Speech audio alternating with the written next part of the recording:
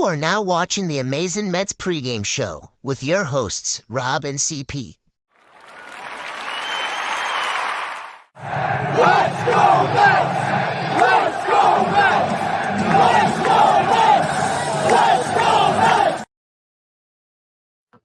What's up, Mets fans? Welcome back to the Amazin Mets pregame show with myself and CP. Hopefully everybody had a great holiday weekend and get back in the groove. And of course, we get a doubleheader because the weather sucks in New York, as always, and we get two games. So we're going to play two, hopefully win two. And as Chris said in the chat, let's start the day off right. And Chris, how you doing, buddy? I'm doing well. I had a great weekend. I know I wasn't part of some of the shows. Trying to enjoy my weekend without Mets baseball as much as possible. Obviously, I still checked in on the boys a little bit, but more focused up toward the Rangers right now. We got a whole lot more games left of the New York Mets. So, yeah, it was a good weekend. We got two today. Two is always better than one when we're talking about baseball. Hopefully the weather up there is all good now after yesterday, and we'll see what happens because the Dodgers are coming to town for a 3-game stretch, and the opponents don't get any easier, even after the Dodgers. So, yeah, it's good to be here, man. Absolutely. So, yes, we got a doubleheader today. And, of course, because of the doubleheader and no game yesterday, the Dodgers can manipulate their rotation a little bit and now put Glass now in game one instead of today's game if there was one game today. And Gavin Stone is pitching the nightcap. So that's unfortunate for the Mets. But listen, this Mets team was riding high off a nice victory, a well-needed victory to salvage the series against the San Francisco Giants 4-3, excuse me. And Omar Narvaez finally gets a hit at Citi Field, and it's a game winner. Harrison Bader, Mr. Clutch, is just the man of the hour. This guy, I said it from day one we signed him. Harrison Bader is a clutch performer. He's not going to wow you with your stats, but the guy you want up in a big spot is Harrison Bader. Somehow, some way, his stats are not good, but in clutch situations, he's got great numbers. And he showed it once again. He's been one of the best clutch players on the Mets all season. And listen, that's great if your core is doing well. Right now, it's great that Harrison Bader is doing it, but we still need our boys at the top 1 through 4 to get the job done. And that's where we're going to start with, because it's gonna start with them and end with them, in my opinion, especially in a Dodgers series where they're coming in 5-game losing streak. They haven't played well. They haven't scored runs. I believe out of the last 5 games, they scored 6 runs once, and I don't think they scored more than 3 runs in any of those previous 5 games. And they scored a lot of one runs in those games as well. So, in your opinion, what do you think that this team has to do to at least put some doubt in the Dodgers' mind? Not that they're not a great team, because they are, but at least doubt in the moment during this series that's starting with a doubleheader. I mean, McGill's going to have to go out there and just hold those hitters at bay. I mean, honestly, the Dodgers, like you said, are riding a 5-game losing streak. The offense has gone a little bit cold, but with the personnel they have in their lineup, how long is that going to go on for? Like, are we confident in Tyler McGill, who actually pitched a great game in Cleveland in his first game back from injury, 5 innings with 7 strikeouts, I believe only 1 or 2 earned runs given up. He pitched a great game, but how much do we entrust Tyler McGill out there today? How much do we trust Jose Quintana against such a lineup? That's where it's going to start off with. But also, Tyler Glasnow is no joke himself, right? Like, we know what he's capable of. We know that big trade that went down for them this past offseason to acquire him from the Tampa Bay Rays. We know what he possesses with that big, tall figure on the mound, right? Just that imposing will. So, Linus got to step up. I see Francisco Lindor had a pretty decent series against the Giants in that leadoff spot.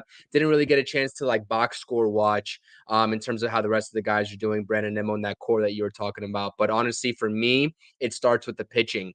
Can that pitching staff and can this pitching staff collectively hold this Dodgers lineup at bay? Because we know about the home woes, right? With this Mets lineup at home. You talked about it. Narvaez somehow getting a hit at Citi Field. We know the OPS splits for him on the road versus at home. It was good to see him get that game-winning hit in that last game against the Giants, the walk-off, but can that continue? And that's translated up to the top all the way down. So, like I said, it's going to be a tough task because this Dodgers team, honestly, I know that they're riding a 5-game losing streak. That's well established. But we all know losing streaks and any cold stretches go out the window anytime a team that's coming in and struggling and struggling coming in plays the Mets. That goes out the window. So can that continue? We'll see. This is going to be a tough task, man. Like I said, these NL West opponents, it doesn't get any easier because you just faced the Giants, who you perpetually struggle with, then now the Dodgers, and then you got the Diamondbacks coming to town after that as well. So I believe I listened into the roundtable. You're talking about like an 8-2 stretch over this home stretch here, Rob. That was a bold prediction. I would have. That was a little generous. I'm not gonna lie to you, but no, it didn't start off great. Didn't start off great. The Mets had all the makings to win that series, in that Giants series, and they squandered it. And they're not getting killed out there. They're not dropping ridiculous amounts of ball games by wide margins. They're losing close ball games, and it's really infuriating.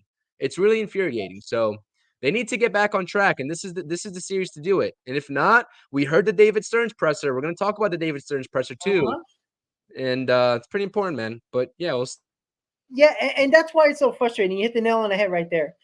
The fact that they're not losing by like 3, 4, 5 runs, and they're in it until the end. They're having leads late in games. They're blowing them. They're up by 4. They blow it. Like, or they're losing a lot of 1-run games. They're this close. It just takes one hit or one inning of a clean inning from a pitcher that can make all the difference in the world to win a ball game, and they're just missing on it. Now you could say, well, bad teams find a way to lose, but this is why I said it on the roundtable about, or even on my Mets Talk Live show, the new one that's a weekly that I'm going to be doing now.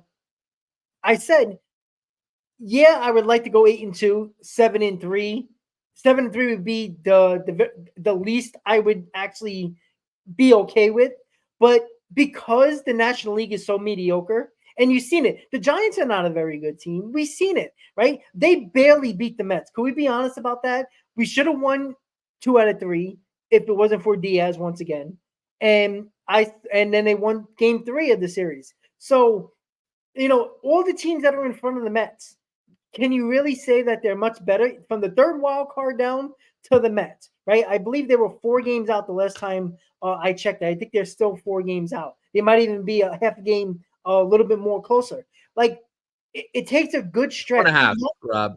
It's 4.5 of the wild card. Yeah, because they didn't play yesterday, so that makes sense. So, it can probably catch up real quick. You win one of these games, you're probably back to 4. So the fact is, if they go 6-4 now on this homestand, they can probably add a few games. You know why they can add a few games? Because the Giants are a 500 team leading the wild card, the 3rd wild card. You got the Diamondbacks, I believe, about 4 teams ahead of the Mets. You're facing them 4 games here. You split, or if you take, 3 out of 4, guess what? You're gaining games on them as well. And because they're so mediocre and they're not very good, like we have to understand that. Like, it doesn't matter what they did last year, right? The Rangers aren't doing well this year either, right? It doesn't matter. The fact that we talked about this, they need to go on a stretch. They need to go on a 10, 15 game stretch where they win 10 out of 15 or even 9 out of 15. Something a few games over 500 is going to get you right back in the thick of things. And you heard David Stearns, and we're going to bring it up right now, in his presser. What did he say? He says there's still a lot of time before the deadline. There's still around, 50 games until the deadline? 54 games? But I think that it's 107 games you play at the deadline. So there's about 50 games left. That's a lot of games. A lot of things can happen. Now, it can go very south and very negative, but it can also be a situation where, what if the Mets get back to 500 in somehow, some way over a 20-game stretch, get back to 500? If they get back to 500, guess what? They're going to be at least 1 or 2 games from a wild card spot, if not leading a wild card. Because right now, or was it yesterday? I believe it was the Giants that were 27-27, leading the 3rd wild card. So it's like, it's not that insane or even pessimistic to think that that's possible, Chris. And that's why this homestand the rest of it is so important. Right. And it starts with today. And so I always say this as as long as the Mets are kind of jumbled into that wild card spot, and I know a lot of people don't like to hear it, but it's one run like we had earlier this season, right? Puts you right back into the thick of things with how close and tight knit that third and second even wild card spots are. But are we confident? This is like a whole totally different discussion. We have to be objective when we talk about it. Like, are we confident in this Mets team to win these close ball games that they've been losing? Are we confident in the veterans of this team to come through in the clutch like Harrison Bader did and Narvaez did consistently? And that's what David Stearns also said in today's press conference. The consistency is lacking. And I agree with you. He said that those conversations about the deadline don't start happening until about July time. Whether that's truthful or whether he's just saying it for show, nobody knows, but that's what he said, and that's what came out of his mouth.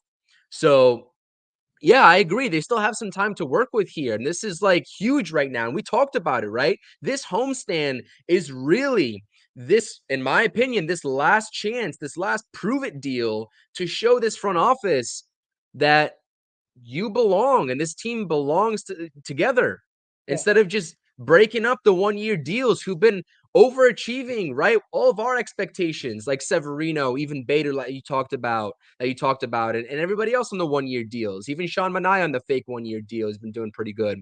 But yeah, no, I agree with you. It's just the consistency is lacking, and that kind of what worries me.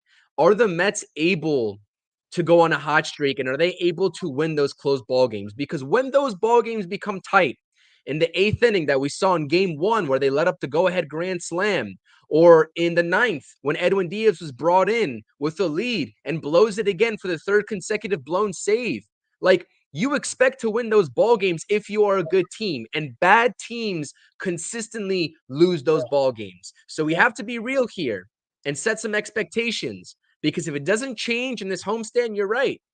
That's it.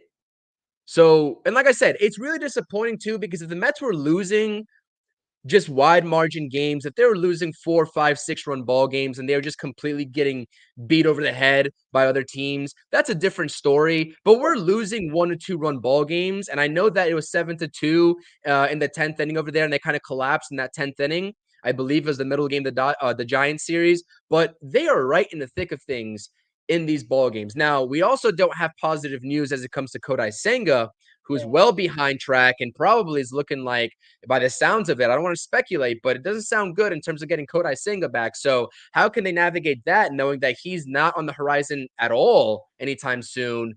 And then we also have some bad news with Mr. Jet Williams down in the minor leagues as well. So he may not be an answer for a call-up as well. I don't know if you want to touch upon that. So the Mets are getting hit with some adversity here early, and they even got hit with adversity before the season even started with the Kodai Senga news. Do we believe in the toughness, not only the physical toughness, but the mental toughness of this team to turn it around?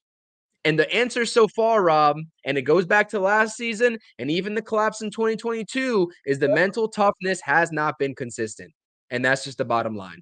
Well, I don't think it's far-fetched to ask the main guys of his team to play better. Like, we're not even asking them to play to the back of their baseball cards. We're telling them to play close to the back of their baseball cards. Like, a little bit better. Like, if they've played, I would say 50%, 60% close to the back of the baseball cards, we have 26, 25, 26 wins, maybe even 500 right now, just based on that. And that's the frustrating thing, because the starting pitching has been a lot better than a lot of people expected. They thought that was going to be a complete disaster. The bullpen, up until recently, was one of the best ERA-wise in baseball for the first about like 45, 44 games. They were very good. Of course, they're going to be overused, considering the fact that you got a lot of 5-inning pitchers, and that is what it is. You can't really change that, even though 5 innings, 2 or 3 runs is a quality start now. That's just the way baseball is. But the fact that Lindor, Alonso, Nimmo, those guys, and even McNeil, just a little bit better. Like, I believe it was Easy who said it in the comments. How good would this team be if Lindor and Alonso went 1 month just tearing it up? Like, you're going to win more ball games that way. because you're not relying on 3 or 4 of the supporting cast of Tyron Taylor, Harrison Bader, of Vientos, or even Tomas Nito, every now and then when he connects on one. Like that's the problem. Like the players that are afterthoughts are the ones keeping this team afloat, hoping for the main guys to do something here. And yeah, it's a big test right now. The mental toughness, the mental fortitude of this core is, look, this is the end. This is the end of the Mets that it. If this team doesn't, or at least this core doesn't prove that toughness is there, because David Stearns, who has no connection to these players, he'll have no emotional attachments. He will make the move if he needs to. It's just that simple. So the team that you see now might not be the team in a month and a half from now, because of the fact that they're not doing their job. And David Stern is giving him every opportunity to do so. He's not blowing him up. He's not,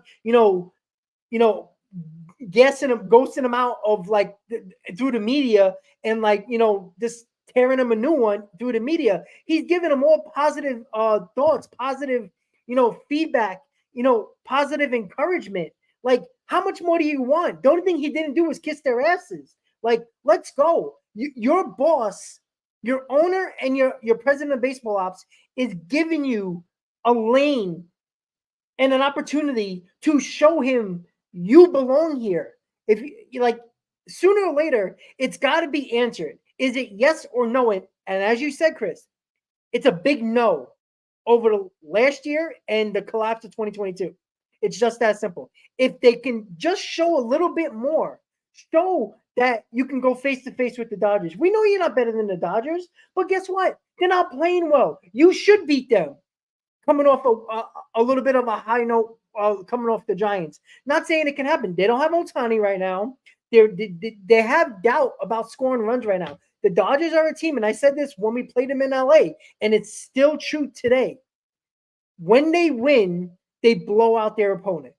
When they lose close games. Guess who does that too? The New York Mets, right? They don't win close games, just like the Dodgers. So if you can keep this game close, the Mets have a better chance than the Dodgers, because the Mets have a better record in close games than the Dodgers, because a lot of the Dodgers wins are blowouts. I think it's 26 games. I checked it earlier. I think it's 24 or 26 games. I forgot what number it was, of them winning by 4 runs or more. That's the majority of their wins. So that means they bludgeon their teams. So they probably score a lot of runs quickly, and they basically blow the team out of the water, and they get a W. So keep the game close.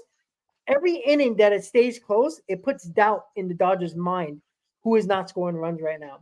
So it's a big test for these guys. I want to see 2 of the 4, mostly Lindor and Alonso, but give me Alonso Nimmo, Lindor Nimmo, Lindor Alonso, 2 out of the 3 to get hot during this next 7 games of the homestand. Get hot.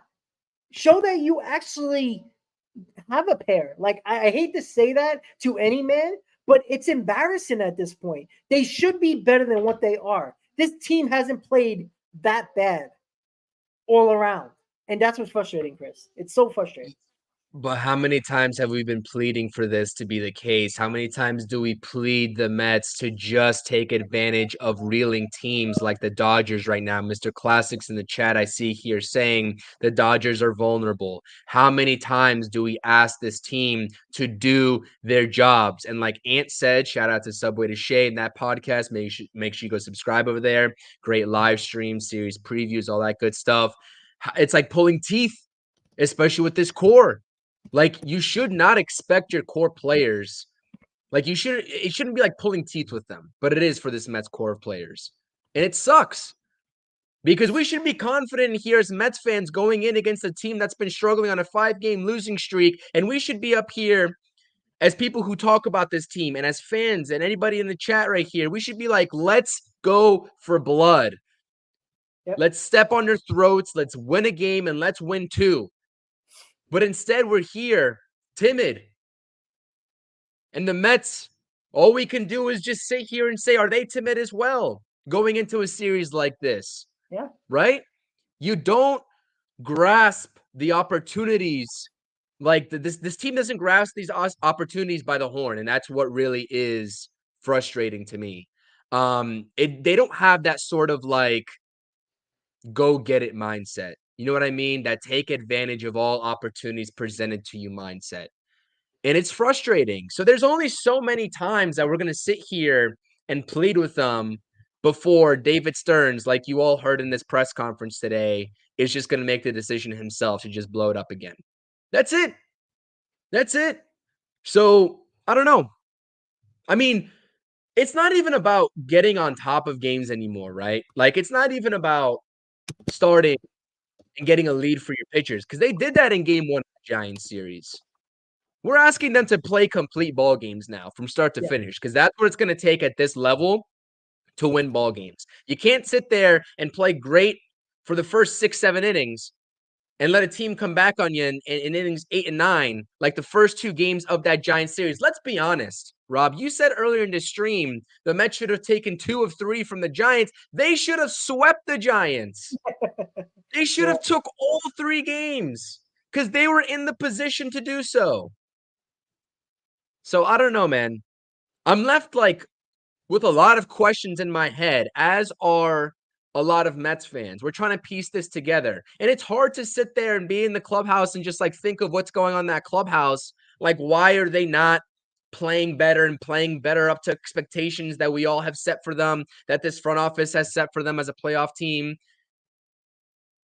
I guess we'll just sit on here in the post game and just see how they played. I guess that's all we can do at this point. Just go in the post game and see how the result came out because there's really no game plan anymore. They got to win these games. These are must-win games at the tail end of May, and that's in a nutshell just crazy for me to think about. So Yeah, and I want to give a shout out to the chat. We got a good turnout today, over 100 in the stream right now. So we appreciate you guys. Make sure you're hitting that like button. If you haven't subscribed to both channels, please do, to mine and Chris's. And you know what's even worse is that the lack of expectations going into the season should make it less pressure for these core guys to get it done. Yet it's I haven't seen all these guys play so bad at the same time for a long time, because you always had one guy that was really hot and nobody else, right? It's all of them that are kind of like lukewarm, if not cold, and that's an issue. And it's amazing because there was no expectation, there was no pressure on these guys.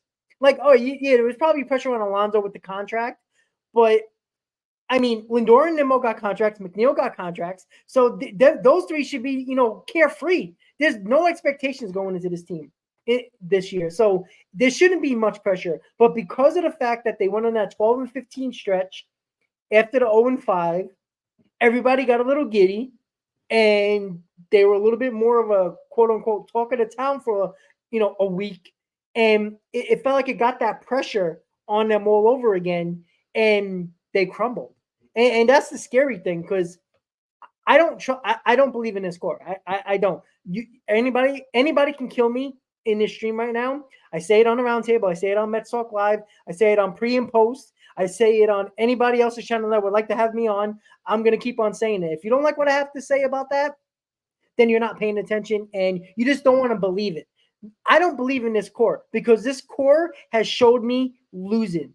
Even in 2022, as great as it was, you can't lose Marte and you still have the full core, and they forget how to play baseball offensively and lose a lot of close games because they couldn't score. It's constant. You gave a contract to McNeil, Nimmo, and who knows if Pete Alonso, but if you do, you're saying that this core you believe in when they have nothing to show for it except losing seasons. So we'll see, Chris. Like I said, we have to wait until the post game to figure this out.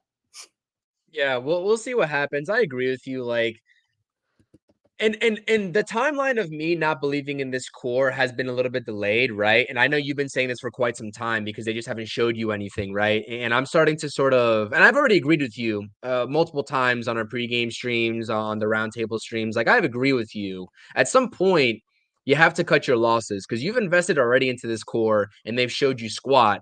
So are you going to keep doing it and double down and triple down by giving Pete Alonso an extension, by not trading Jeff McNeil? And I agree with you. And saying it in the chat right here, you cannot rely on these secondary guys, the supporting cast that we call them, and Harrison Bader, your Tyrone Taylors, even your Brett Beatty's, because he's not even really a part of this core, to be honest with you. Who knows if we'll see him here in Queens next season? Like, we don't know. So you can't rely on those guys to be your clutch hitters.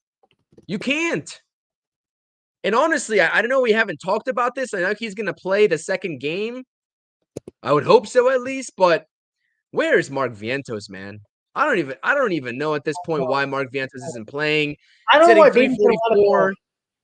It doesn't matter. Yeah, exactly. I don't understand. And I know it's really tough for me to come up on here and talk about one guy like Mark Vientos is the missing piece, because he's clearly not that in terms of differentiating a winning team from a losing team. But he certainly helps, because this guy's been one of the best Mets hitters ever since he's been called up in all aspects of the game, extra base hits, power numbers, etc. Yeah, he's a little bit of a free swinger. But where is he, man? Like, what are we doing here? What are we doing here? And same thing, like Subway to Shea said, when the Mets called down Jose Butto as a procedural move, as I was told, it wasn't just a procedural move. It wasn't. Yeah. You can't call him back up for the allotted period of time. What is it, 10 days? So he's missed already 2 turnarounds in the rotation because you wanted to get Joey Lucchesi up there.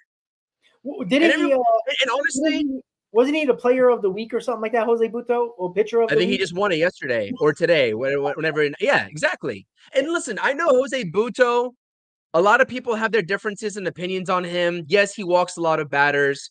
But when we look at the problems this Mets rotation has faced, like Severino's been great in my eyes. Sean Manaea has been great in my eyes. Jose Quintana's been shaky, right? That's a little bit of inconsistency right there.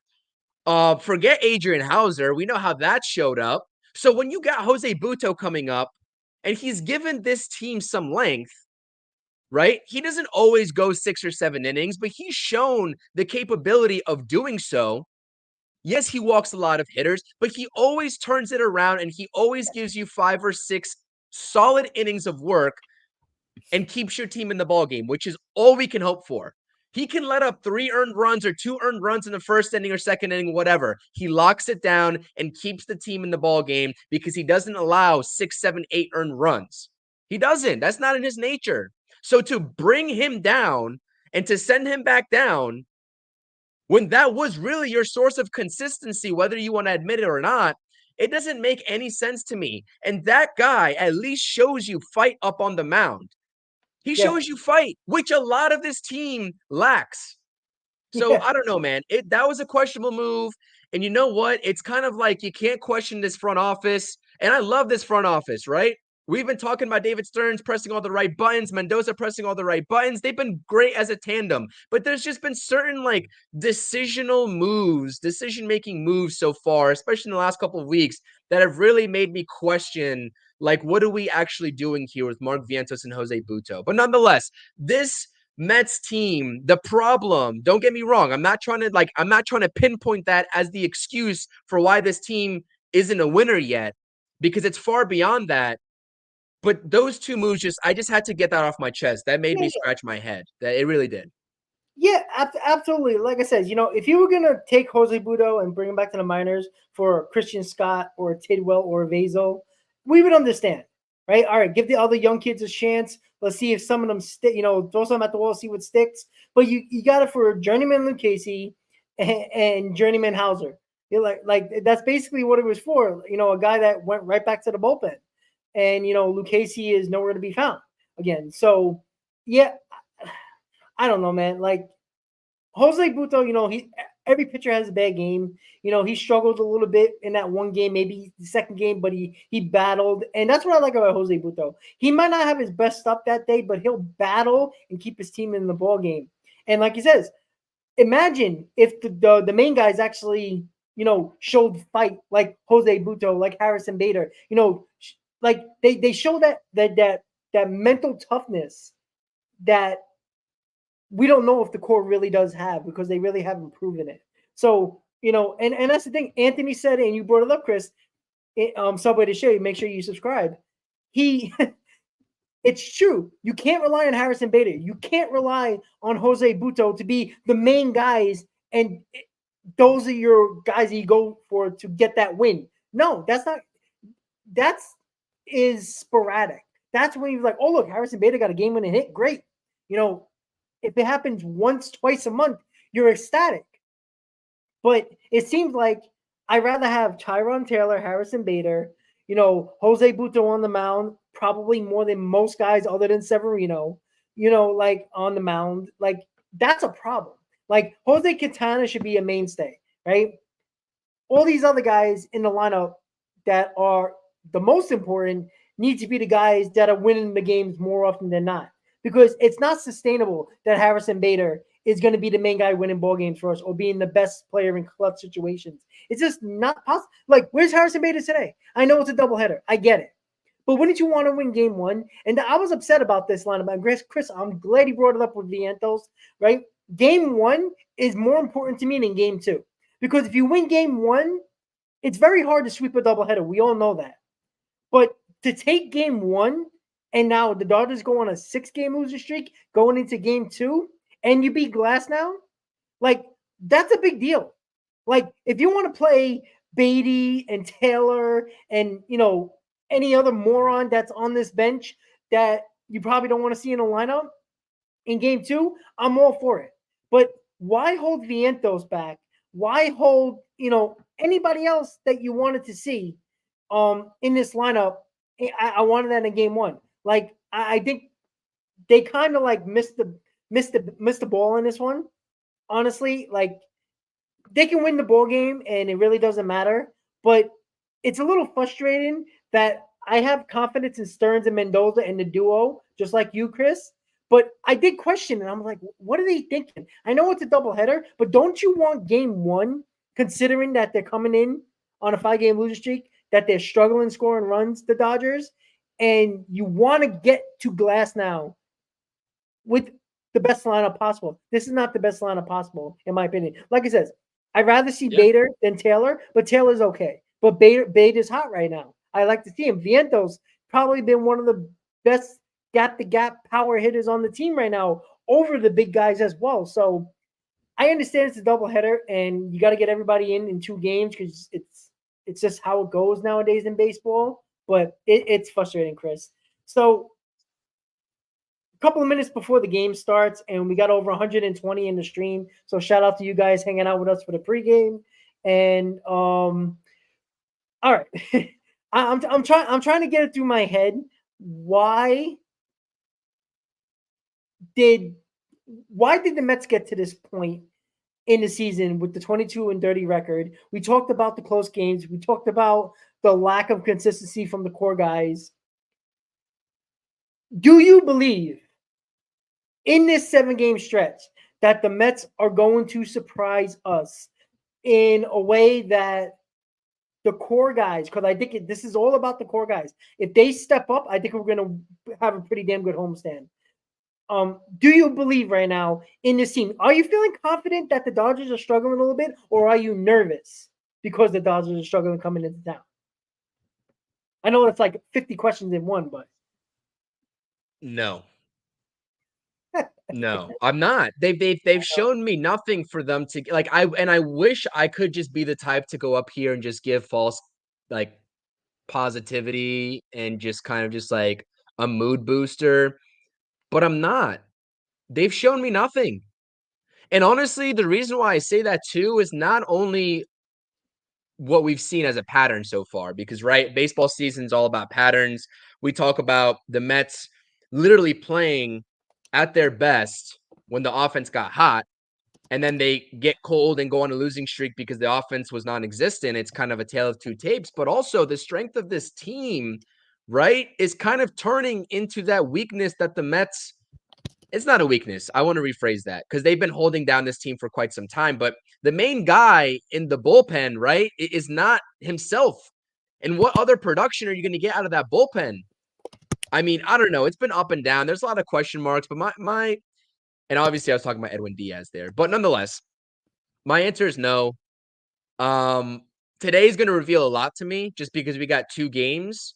So just the quantity of how much baseball we're seeing today is going to tell me a lot. And we're already off to a 1-2 start in this homestand. If they started off with a sweep against the Giants and won all 3 games like they were supposed to in my mind, I would have been like, yes. My answer would have been yes.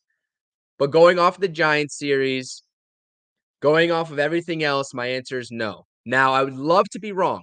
I will preface that by saying I'd love to be wrong. And AB saying it here in the chat. Shout out to Mets Duo's part. Appreciate you. Go subscribe over there as well. AB is basically saying, can this team hit legitimate velocity and movement off of Glasnow, who's one of the better pitches in the game? Seriously, it's hard to believe until it happens. That is my thoughts exactly. Until they show me, until I see it with my own eyes, I can't tell you yes, Rob. My answer is no. We'll see what happens. And you know what? Just to turn this around, this is not false positivity, but we got 18 innings at the minimum of baseball to watch today. Pay attention to close. If you all can watch both games through and through, I would highly recommend it. Unfortunately, game 2, I'm also going to be watching the Rangers post-game going up on my channel there as well. Tune in later if you're a Rangers fan. But this day, May 28th, is going to reveal a lot to us about this team. That's all I got to say. And here's the interesting question. Easy brought it up, and we didn't really talk about Diaz. You brought up Diaz a little bit, but he says, do they use Diaz in a late close situation in this doubleheader? They might have to, because like I says, like if you're winning ball games or it's a tie ball game, like you're gonna have to use almost every arm in your bullpen over the 2 games, and Diaz has to be a part of it. You can't shy away from him because this team's not going anywhere if Diaz is just going to be sitting in the back end of the bullpen, not getting in games. At some point, he's just got to snap out of it. I don't care what it is. If it's mental, if it's mechanics, figure it out. Like, you know what? Go to the ballpark earlier. Take a couple of bullpens in, seeing if it is mechanics or if it's your drive foot or if it's your push off or whatever it is. Figure it out because you're going to need Diaz. Even right now, if it's not in the 9th inning, in a save situation or in a tie game in the 9th inning, even if you got to put him in the 7th inning because the matchups work well, do it. Like, you're going to need him eventually, and especially in a game where what if Tyler McGill gets knocked out in the 3rd inning? You're going to be using a lot of bullpen arms, and now what are you going to do in the 2nd game when you probably need that victory? So I use Diaz in any situation that Mendoza sees fit. Use your gut. If it's a save situation, I'm going to Diaz. I know that's crazy talking right now. The only reason why is because, look, do you trust Mr. Hanger Slider Ottavino? I don't, right? Could you go with Reed Garrett? He seems like he's been a little bit off lately as well, getting hit a little bit as well. He just put up a stinker, yeah, 5 earned runs, yeah. Yeah, and so it's like, are you going to go with some guy that maybe figured it out in Reed Garrett or a guy in Diaz that you gave a contract to, that we were all excited that he was back after the injury? I would go to him.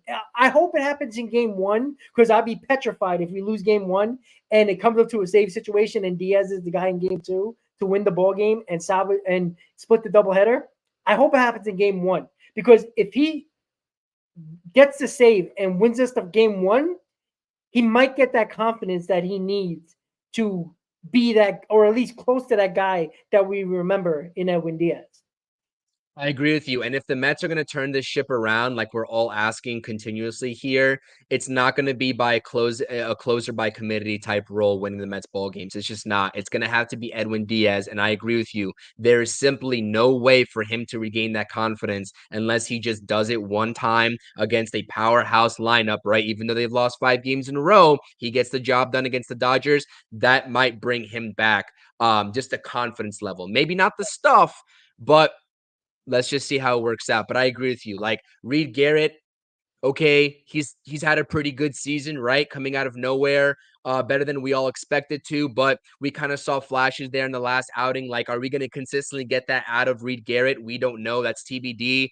Ottavino is a whole different story. I don't really trust him in any high leverage situations. Even when the Mets re-signed him in the offseason, I was pretty skeptical about what sort of usage he was going to have. So I agree with you. I hope it is game 1. I hope he gets the job done. And guess what, Mets fans? At the very minimum, let's just enjoy watching some baseball today. I agree with Carlos. Just sit back, enjoy. If they're going to win, they're going to win. If they're going to lose, they're going to lose. It's not like we haven't seen 30 games of losses already so far this season. So we'll be back on here in the post game talking about it later on this evening after game 1. And then we'll preview game 2. Hopefully we're talking about a win.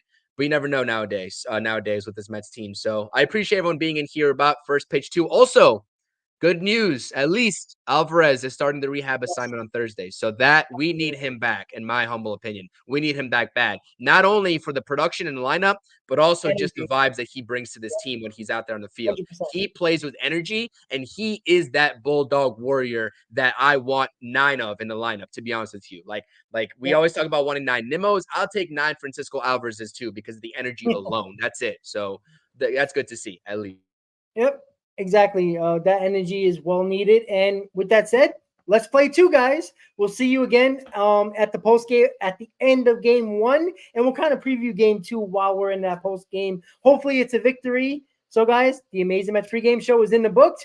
Game 1 right now. McGill, Glasnow, Mets, Dodgers, doubleheader today. We'll see you later today for the post game. Chris, talk to you later. Let's go Mets, and we'll see you next time, guys. Good night.